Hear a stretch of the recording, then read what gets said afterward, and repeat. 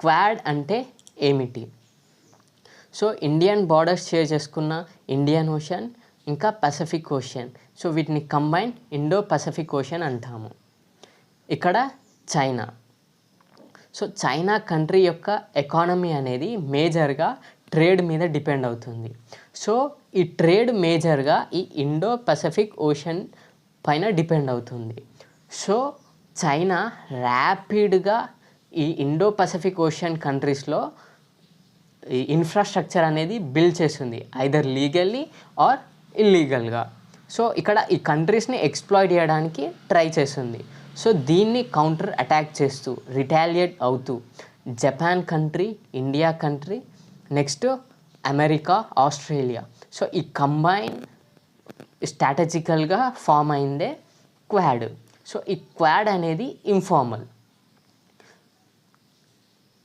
బిగినింగ్లో ఆస్ట్రేలియా క్వాడ్లో లేదు, quad form కానివ్వలే. ఎందుకు అని అంటే ఆస్ట్రేలియా యొక్క ఎకానమీ మేజర్గా చైనా నుండి వస్తుంది, ఐదర్ ఇంపోర్ట్ ద్వారా కానీ ఎక్స్పోర్ట్ ద్వారా కానీ.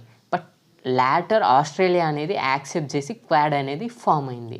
సో క్వాడ్ యొక్క ఆబ్జెక్టివ్స్ ఏంటి అని అంటే, సో టెర్రరిజంని కౌంటర్ అటాక్ చేయడం, ఎగ్జాంపుల్ చైనా మీద. Next humanitarian ground. మయన్మార్ ఎప్పుడైతే ఫ్లడ్స్తో హిట్ అయ్యిందో సో అప్పుడు ఫుడ్ ఇట్లా సపోర్ట్ చేశారు క్వాడ్ అనేది. నెక్స్ట్ ఇన్ఫ్రాస్ట్రక్చర్లో డెవలప్మెంట్ కానీ ఈ కంట్రీస్కి స్ట్రాంగ్గా చేయడం కానీ క్వాడ్ యొక్క మేజర్ ఆబ్జెక్టివ్స్. సో రీసెంట్గా క్వాడ్ జనరల్ మీటింగ్ అనేది జరిగింది. సో అందులో జపాన్, ఇండియా ఫారెన్ మినిస్టర్స్ ఇంకా డిఫరెంట్ కంట్రీ మినిస్టర్స్ పార్టిసిపేట్ అయ్యారు. సో ఇందులో మన Indian foreign minister Jaishankar, so అతను